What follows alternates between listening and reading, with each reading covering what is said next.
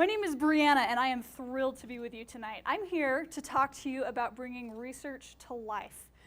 Unfortunately, the first place that we've got to start is with the bad news. What's the bad news about research? Dare I say it in a room full of researchers? Research can be boring, all right? We've all had the experience with the connotation with research being stuck in the lab or the library until the ungodly hours of the morning with our eyes peeled open by a little too much Dr. Pepper as we look for that one last detail that we just can't find about the guy that's been dead for 200 years, right?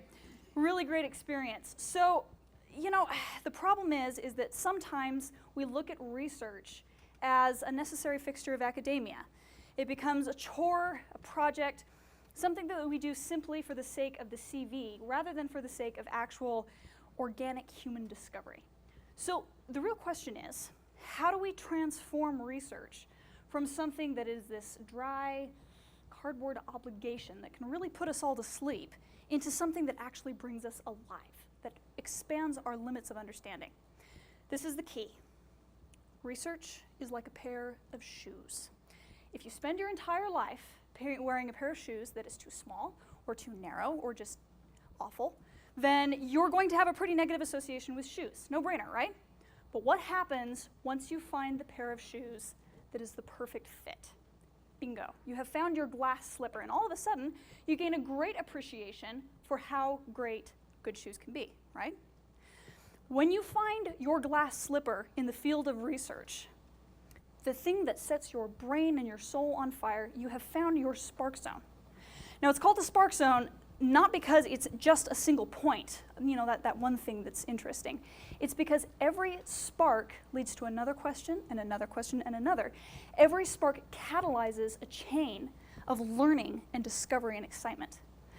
The spark zone is the field of research that is interesting enough and exciting enough and sexy enough to you that you can't get bored there, all right?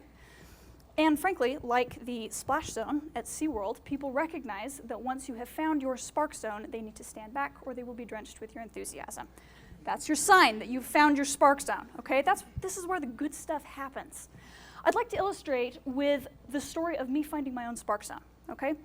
Last fall, I had the opportunity, through the support from the USU Honors Program, to attend the 2012 Democratic National Convention in Charlotte, North Carolina.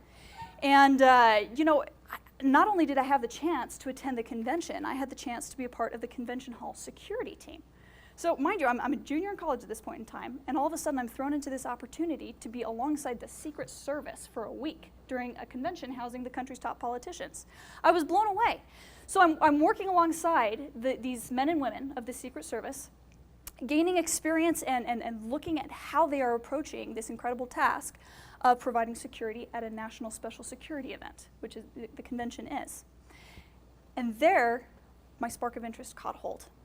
I started to say, who are these men and women? What's their background? How do they deal with the rising and changing threats in the age of terrorism, in the age of the 21st century, as it becomes more and more difficult to protect the president? There, in my spark zone, is where I found my actual senior thesis topic, which it explores the interaction between the Secret Service and the president's right to executive privilege, or in other words, his ability to withhold certain information from the public for national security reasons. That's not just a question that could be answered. That is the question that I want the answer to. And by implication, it's the question that I can spend those awful hours in the library researching, and it is worth it, and it is awesome. Fundamentally, research is about expanding the limits of human understanding. It's about taking the human race where it's never gone before, you know, to infinity and beyond, right? So when we find our spark zone, when you find your own individual spark zone, and I might add, not only in research, but in your career, in life, not only do you have a heck of a lot more fun, but you are actually vastly more effective in what you do. Your capacity is boosted by the fact that there are few things as powerful as the natural drive of focused, organic human curiosity.